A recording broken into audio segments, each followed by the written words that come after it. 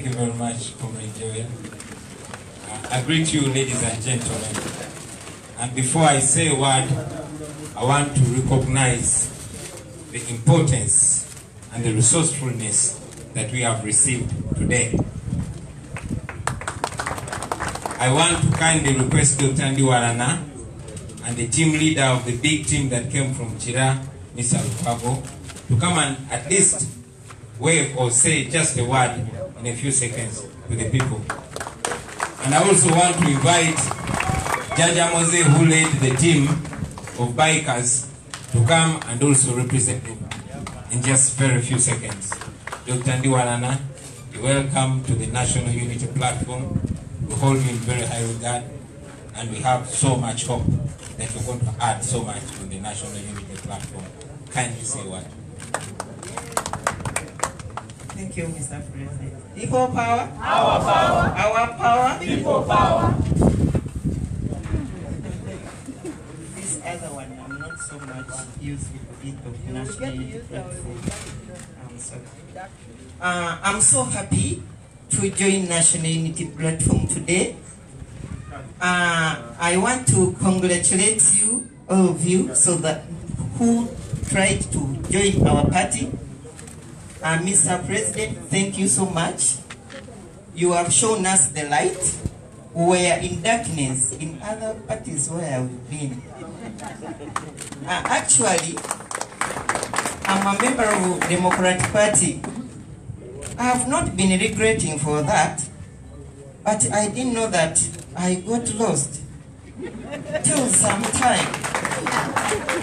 You know, I was woken up by some indicators that really there is power, there is strength in National Unity Platform.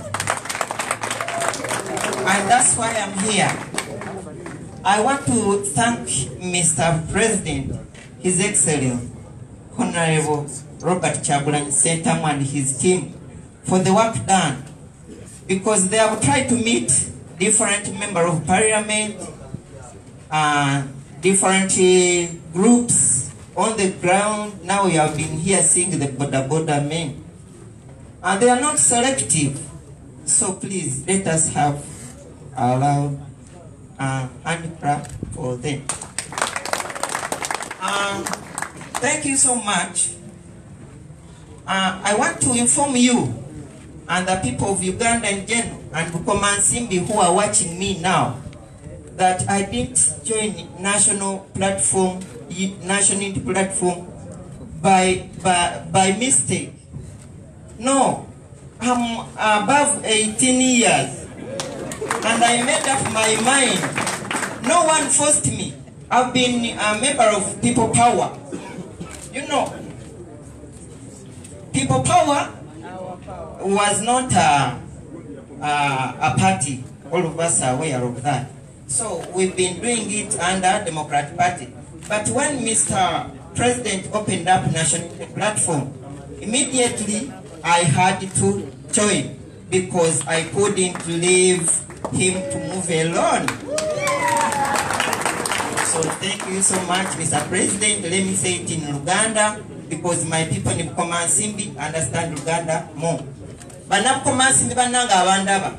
Olwalero bampadde kadi eya National Unity Platform era mundaba no platform. N'olwekyo temwejjusa. Bana Democratic Party banange najja nemba sinkana nemba consulting nti banaye. What should we do? Where should we go? Mwenane musalawo. Mwalimu abavubuka n'abazeeyi mwenane musalawo nti Dr. tugenda na Honorable Kyagulanyi Ssentamu. N'olwekyo temudda mabega. We are looking for the change. Okay? We are looking for the change. N'olwekyo yemwe change era yefe change yefe mbadde mulinda nze Dr. Ndiwarana Kusi ne Honorable Kyagulanyi. For God and my country. People power. Our power. People power. Thank you. Thank you very much, Dr. Ndiwarana. Byemuwulidde ebyo ebigambo byonna bya Dr. Ndiwarana. Nsanyuse nnyo maama okwaniriza mu National Unity Platform. Lwaleero afunye membership card ya National Unity Platform. Era nange nyina membership card ya National Unity Platform. Era Joel Senyonyi tabalimbye nja kujja mu butongole okusaba kadi y'okwesimbawo wa president. Era oboli awo ne bannanga balala bajja kujja okusaba kadi eyo. Mpozi abantu b'ekira batera nnyo okwogera Oluganda mu ddakiika ntono nnyo. In fact mu seconds ntono nnyo. Njagala sebo kwaniriza ne tiimu Jose nayo omukulu Lukwago okuva ekira era abantu babuzeeko mu bigambo bibiri byokka. People power. Our power. Our power. People power. Thank you, Mr. President. I'm not regretting anything during people power. I'm assuring you, Chira municipality, you don't have to come there. I'm going to handle the situation with all my team. Feel free. Thank you very much. Ladies and gentlemen, I'm personally a representation of the ghetto and a representation of common people, but most importantly, a representation of young people. There's a saying that if you want to be happy for a day, you get drunk. If you want to be happy for a year, get married, like Joel Senyonyi. If you want to be happy for a lifetime, ride a bike. Ladies and gentlemen, mwenzikirize muganda waffe akulembedde tiimu y'aba bikers oba abavuzi bakatwanga ababuzeeko mu bigambo bibiri. People power. Our power. Our power. People power. Zeno mbadde wa tiimu naye nkiikiridde abantu bangi bawera n'ebitalo akuba tebaliwo saakadde kujja nabo bamanyi sasadde ebyuma bantu bikyakalanyaawo naye abaana baŋŋamba tugoberere president. People power. Our power. Our power. People power. Thank you very much, friends. We welcome you and kindly encourage other people to join us. Ladies and gentlemen, I want to salute you once again. I want to send my salutations to all Ugandans from different walks of life, especially the common people that continue to hustle, that continue to struggle to make ends meet, even amidst this tough situation. Friends, our nation is at crossroads. Whatever has been left of democratic governance in Uganda is being eroded away. It was mentioned by Councillor Wameli that last weekend, with impunity, we were evicted from BCU radio station in Bali. And that was done by the police and the military illegally. While the Electoral Commission continues to claim that they are organizing what they call a scientific election and claiming that they will be letting us convey our messages electronically through TV and radio, they are silent. We complained initially when the Electoral Commission was silent, when we were being blocked from consulting the voters, the people of Uganda. We complained again when the Electoral Commission was being used to tarnish and vulgarize our political platform, the National Unity Platform.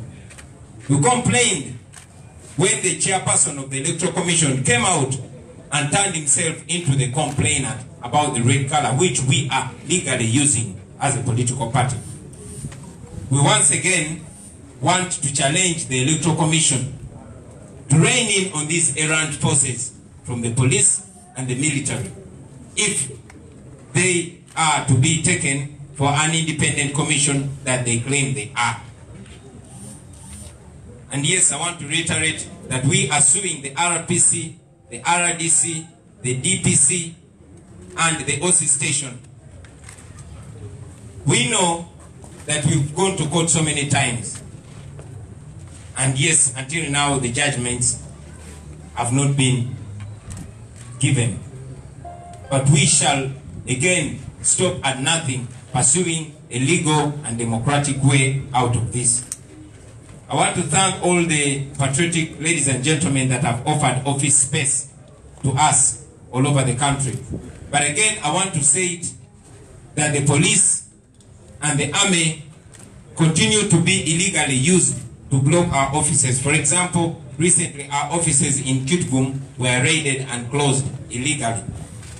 Our offices in Wakiso, in Kakiru, in Kachiri, on a village called Kakoge, they were raided and closed. We again call upon the Electoral Commission to rein in on these forces if they are independent as they claim they are. Because, ladies and gentlemen, it is the actions of the Electoral Commission now that will make us judge whether or not they will deliver a free and fair election. While that is happening to us, you've all seen Honorable Anite in Koboko with a huge procession. You've seen Museveni's brother called Sodo in Zimbabwe addressing a huge rally. You've seen Mr. Kateshumba in Bushenyi addressing a huge rally. You've seen the health minister herself addressing a huge rally in Lira, in a village called Aromo. We have seen Honorable Goreti Chitutu. You have seen Honorable Bana Namugwanya, a minister for Kampala in Bubende, holding a huge rally. We have seen the minister for Justice and Constitutional Affairs, Honorable Kamuntu, addressing a huge rally in Bushenyi. We have even seen the Vice President of Uganda holding a huge rally, dancing under the watch of police and the military. And yes, we saw Mr. Mike Mukula, who is the NRM Vice Chairman for East, holding a huge meeting in church. So, all that, ladies and gentlemen, speaks of the impunity, speaks of the double standards of the NRM regime, and that is what we are fighting, ladies and gentlemen, because all Ugandans are supposed to be equal before and under the law. Having said that, ladies and gentlemen, we want to also report that the regime has stopped at nothing to expose itself. Recently, our broadcaster, our internet broadcaster, Ghetto TV, was hacked in by regime operatives. And yes, after the hacking, they were not shy or even shameful to put President Museveni and NRM propaganda on our TV channel. We continue to call upon the goodwill people of Uganda to stand with us in this, because when the people that are supposed to be the custodians of law and order are the culprits, are the criminals, and defending criminality, then the people must stand for themselves. Our team has gone ahead to open a brand new Ghetto TV channel under the same brand, and I call upon all of you, friends of Uganda, in Uganda and in the diaspora, to like that channel, to subscribe to that channel, and that is the channel broadcasting right now under the same name and same logo, Ghetto TV. But again, I want to assure you that everything is being done to retrieve our channel from those criminal hands. Ladies and gentlemen, again, on behalf of the People Power Movement, on behalf of the National Unity Platform, and on behalf of all the God-fearing Ugandans who want to stand in solidarity with the Church of Uganda upon the attack that was done on the church, not only the Church of Uganda, but to all those that believe in God. We have sent our message to the Archbishop of Uganda, but again we continue to call upon Ugandans to open their eyes and see that the Museveni regime does not fear the law and does not even fear God.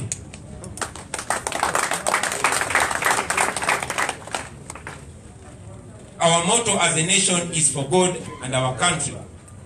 But we are slowly seeing the works of the devil working through the leadership that is ruling us on gunpoint. Let this also be an eye-opener to all our leaders of different faiths, all the religious leaders. While we appreciate those that have been outspoken against the injustice, we note with sadness the very loud silence of very many religious leaders. Nobody is safe. I repeat, nobody is safe, not even God-fearing people. When schools were being demolished, we thought it would stop at schools. Recently, even with the so-called COVID regulations, that no eviction should be carried out in this season, you saw a mosque at William Street being taken over. And yes, without any shame, the house of God was demolished. So let us know that this war is against evil. This is a decision that we must take between good and evil. So this goes out to all the church, all leaders of morality, not only religious leaders, but even cultural leaders. Friends, the way things are going, I'm telling this to you now, don't be shocked to see these people demolishing a mosque. I'm afraid the next target could be Rubaga Cathedral. The next target could be Chibuli Mosque. The next target could be Masengere. Nobody is safe. So kindly speak out against this injustice, because as Dr. Martin Luther King said, injustice anywhere is a threat to justice everywhere. Finally, I want to assure the nation that all this persecution, all this impunity is a signal that the regime is on its way out. We can see from history, all the dictators that are about to fall, they did similar things or even worse. So, be strong, friends, be confident, don't be diverted by, not even by these cooked up opinion polls. The real polls are the people of Uganda, and that is why the regime is so scared of the people of Uganda. I thank you for God and my country.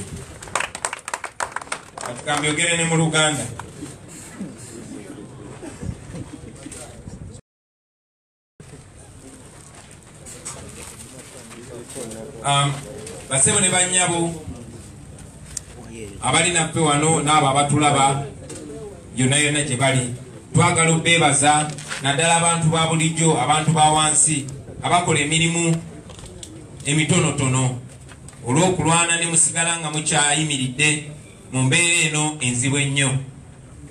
Njagala okwaniriza abannaffe abatwegaseeko okuva mu bitundu eby'enjawulo, tubaaniriza nnyo.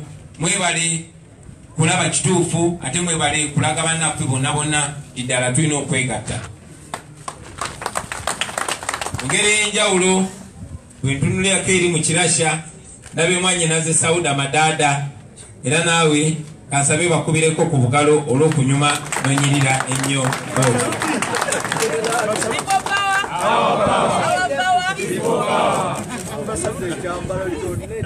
NUP everywhere. NUP. Basi batukubayo akafaana.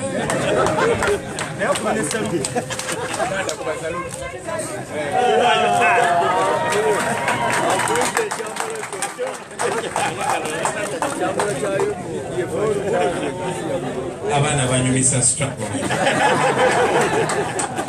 Newankubadde tuli okunyumira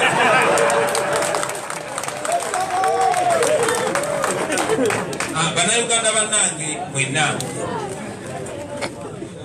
yagadde okubajjukiza ensi yaffe nate era eri mu masaŋŋanzira. Buli kabadde kasigaddewo akatono bwe kati mu nfuga ew'ekitiibwa abantu nako tulaba nti kaweddewo. Nga bannange ababaddewo bakyogeddeko ku wiikendi eno ewedde, nayina okwogerako eri abantu ku radio station gye bayita BCU Embaali. Naye nga bwe mwalaba twazindibwa poliisi, amagye n'ebitongole ebirala ebikuumaddembe, ne bakuba abantu emiggo, ne bakuba abantu tiyagasi n'okuba amasasi mu bbanga agali live, ne bakwata abaana ab'enjawulo naffe ne baba okutujja kyembaale newankubadde tetwalina musango gwonna newankubadde nga akakiiko k'ebyokulonda kaze kagamba nti kateekateeka kye kayita scientific election era nga kagamba nti abantu tujja kwogera nabo ku radio kokka na ku TV kokka kasirise nga bwe kasirika nga batulemesa okwebuuza ku bantu mu bumenyi bw'amateeka nga bwe kasirika oba nga bwe kakozesebwa ate ko kenyini okuvaayo okugezaako okulemesa n'okugikampeininga ekibiina kyaffe ekya National Unity Platform newankubadde kyawandisibwa mu mateeka newankubadde ebiwandiiko byaffe byonna babiina newankubadde ne bwe baali bagamba bannaffe betuwa ekitiibwa aba UPC bwe baavaayo ne beegaana nti bo tebalina buzibu naffe mwami byabakama yeyavaayo n'akozesebwa nga yennyini yavuganya naffe ate nga yalina okukulira akakiiko ako akalaba ekyenkanyi akatalina kyekubiira. So ku mulundi guno twagala okubasoomooza baveeyo babeeko kye boogera oba baveeyo bakube ku mukono abo abasirikale abamenya amateeka g'ebyokulonda nga tewaliwo akakiiko k'ebyokulonda. Nga munnamateeka waffe Council Anthony Wameri bw'akyogeddeko tuteekateeka okuwawaabira abantu wano wammanga RPC, RDC, DPC ne OC station nga tubawaabiranga abantu olw'okumenya amateeka ne batujjako n'eddembe lyaffe erituweebwa ssemateeka. Muze mukiraba nti offices zaffe zetugulawo okugeza ekitugumu twagulawo office yaffe naye poliisi n'abakuumaddembe ne bajja wakati mu bumenyi bw'amateeka ne bagiggala ne tugulawo office yaffe Wakiso ku kyalo kye bayita Kakooge naye era ne bajja ne bagiggala. Kati twagala okusoomeza akakiiko k'ebyokulonda kaveeyo kagambe ku bantu wano bwe kaba kaagala bannayuganda bakkirize nti tekalina kyekubiira mu mbeera y'emu basebo ne bannyabo wakati mu kutugaana okugula offices zaffe wakati mu ko eri abantu nga bwe mwakiraba Mubende bagalawo radio zonna kubanga baali bamanyi nti nzija ku radio naye nga mu kiseera kye kimu Minisita Anite yakubye olukuŋŋaana gagadde ekoboko nga bwe mwamulabye. Mu kiseera kye kimu muganda wa President gwe bayita Sodo yakubye olukuŋŋaana gye buvuddeko olunene nnyo esembabule ng'akuumibwa poliisi n'amagye. Muna NRM gwe bayita Katechumbwa yakubye olukuŋŋaana olunene nnyo Bushenyi ng'akuumibwa poliisi n'amagye. Minisita w'ebyobulamu yakuba olukuŋŋaana gagadde n'ayisaamu n'omuggundu gagadde ng'akuumibwa poliisi n'amagye. Ebyo yabikola erira mu sub-county oba ekombola gye bayita Aromu. Minisita w'amateeka gwe bayita Ephraim Kamuntu, Minisita wa Justice and Constitutional Affairs yakuba olukuŋŋaana gagadde Bushenyi ng'akuumirwa amagye na poliisi. Minisita Bananamugwanya oyo no nga ye minisita wa Kampala yakuba olukuŋŋaana gagadde Mubende ng'akuumibwa poliisi n'amagye. Honorable Godfrey Kituutu yakuba olukuŋŋaana Goleti Kituutu yakuba olukuŋŋaana mu church gye bayita Crisco ebanafa ng'akuumibwa poliisi n'amagye. Ne Vice President wa Uganda yennyini Edward Sekandi yakuba olukuŋŋaana olw'amaanyi kwe yazinira amazina agabula katono mukutula ng'akuumibwa poliisi n'amagye. Mwalabye nti chairman wa NRM mu East mukulu Mike Mukula naye yakuba olukuŋŋaana olw'amaanyi ate nga lukuba mu church newankubadde abantu ba Katonda bo tebakkirizibwa na kusabira mu church. Katuli mu mbeera nga temusobola kusabira mizikiti oba mu ekereziya oba makanisa naye ate nga abo batutukise mundu bo bakozesa ebifo bya Katonda ebyo okuba enkuŋŋaana zaabwe. Eyo yembeera tetulimu basebo ne bannyabo. Ebyo nga bikyali awo ng'amakanisa n'amakereziya bagakubiramu nkuŋŋaana za kuwagira NRM ekikangabwa ekirala kyaguddewo naye nga ku ludda olwaffe tekyewunyisa. Mwenna mwakute kutama bwe mwalabye ekkanisa mu Ndeeba gye basenze ng'abo bagisenze babadde bakuumibwa poliisi n'amagye. Nkiddamu abasenze ekkanisa mu Ndeeba babadde bakuumibwa poliisi n'amagye. Manyi nti President Museveni ajja kuvaayo abalimbe byonna byasobola okubalimba nga bwe yavaayo ne yeekubira essimu mu Lusanja nga bamaze okusenda abantu mu Lusanja, naye era byonna bwe byagwa mwabiraba era mumanyi ani yali mabegawo okusenda abantu b'omu Lusanja. Bategeeza nti abo batanamanya baani bali mabega wa kusenda kanisa just nnaku ntono nnyo mujja kuba mumanyi gye kyavudde. Naye njagala okukozesa omukisa guno okusindika obubaka eri abo bonna abakulembera enzikiriza zonna, abatulyowo emyoyo, abantu ba Katonda mwenna abakulembeze b'enzikiriza zonna. Sijja si bakristaayo bokka, si bakatuliki bokka, si balokole bokka, si basiraamu bokka, naye bonna njagala mujjukire nti eyo y'embeera omuntu wa bulijjo gy'ayitamu buli lunaku. Basooka kusenda bantu gye bajja kyakulya, ne basenda abantu gye basula, kati batandise n'okusenda abantu gye banoonyeza Katonda. Ekyo njagala mukirabe nti abatufuga babadda ku mulamwa gwaffe nti ku lwa Katonda n'ensi yaffe. Tebatya bantu, tebatya mateeka, tebatya na Katonda. Kale nno njagala kibajjukize bannaffe wakati mu kusiima n'okwebaza abo abakulembeze b'enzikiriza abavuddeyo ne bavumirira obutali bwenkanya obugenda mu maaso. Naye njagala no kimentioninga, njagala kikonako nti wabaddewo akasirise kangi nnyo eri abo abatukulembera mu nzikiriza. Tubasaba muveeyo bakadde baffe mwogere ku butali bwenkanya obugenda mu maaso okukolebwa ku bantu ba Katonda. Olwaleero obwesige tetubutadde mu bannabyabufuzi bokka. Olwaleero obwesige tetujja buteeka mu magye oba poliisi. Obwesige tubusigaliza eri Katonda era nga tuyimiridde nnyo tutunulidde nnyo mmwe abatutwala, mmwe abatulyowo emyoyo okutugatta ne Mukama waffe Katonda.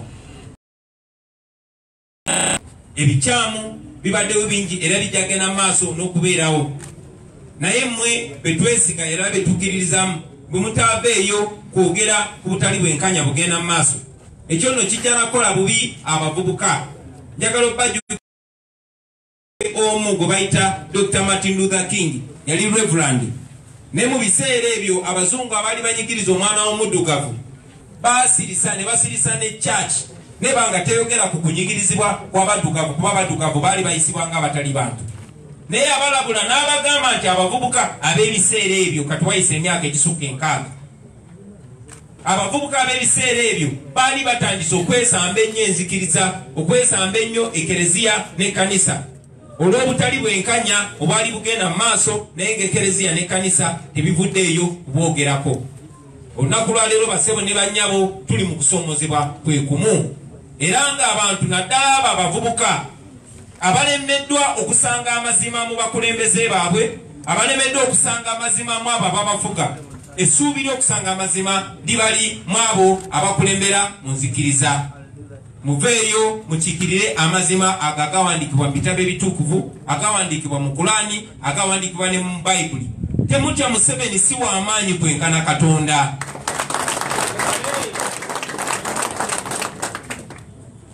Njagala basebo ne bannyabo era ku bulumbaganyi obuzze butukolebwako mu ngeri ez'enjawulo ng'obwakasembayo bwe bulumbaganyi bwabo ba operative ba gavumenti abagenze ne bakozesa tekinologi ne bahakinga oba ne balumbagana TV yaffe gye bayita Ghetto TV ne bagiwamba. Naye engeri gye batalina buswavu kubanga n'amateeka tebakyagatya kuba balina emmundu, olwabbye TV eyo ne bagiteekako ebifaananyi bya Museveni ne batatya nakwewana nti bagibbye era ne bawera nti mugenda tuloopawa kubanga amakooti ne poliisi byabwe. njagala okozesa omukisa guno okunga bannayuganda mwenna basobola okubategeeza nti mu bwangu obw'ekika ekyawaggulu twaguddewo omukutu omupya ogwa era ng'ogwo omukutu ssaawa zino kwe muli mukundabira newankubadde omukutu gwaffe guli origino gwabaddeko abantu abangi abakunukiriza 50,000 gwawambiddwa abo abatuju. Twagala okubakunga musubscribinge oba mweyunge ku mukutu gwa Ghetto TV kati kuba tumanyi nti abantu gemaanyi. Maliriza basebo ne bannyabo nga mbazaamu amaanyi nti okunyigirizibwa kuno n'obumenyi bw'amateeka obw'ekika bwe kiti ffe tukalabanga akabonero nti bano abantu bagonze bayebye era bagenda. Muze mukiraba mu byafaayo byonna nti buli gavumenti yamusibira mu bwabwe bange naatera okugwa ekola ebintu ebiswala nga tekyalaba. Abaganda bagamba olunatta embwa lugiziba nnyindo, naye lunatwala Museveni ne gavumenti ye lubazibe maaso n'amatu, tebakyalaba ate tebakyawulira. Bafubye nnyo okozesa obulimbalimba ne basaawo zi opinion poll nga bakozesa amawulire ga gavumenti, naye nga batya n'okutya omuntu gwe bavuganya naye okuyita ku luguudo oba ku street kubanga bamanyi abantu kye balowooza. So tebababuzaabuza, tebabalimba ne bino opinion poll bye bateekayo mu mawulire ga gavumenti. Bajja kugezaako okukozesa buli kitongole kya gavumenti, naye abantu basalawo dda ate ono kavube tagenda kudda mabega. Njagala okubasuubiza nti lazima mu ebitali byawala Museveni ne gavumenti ebyamusibira mu bba bagenda kuba lugero era tujja kwambala engule fena ng'abannayuganda. Mwebale nnyo okumpuliriza basebo ne bannyabo ku lwa Katonda n'ensi yange. People power! NUP! Everywhere!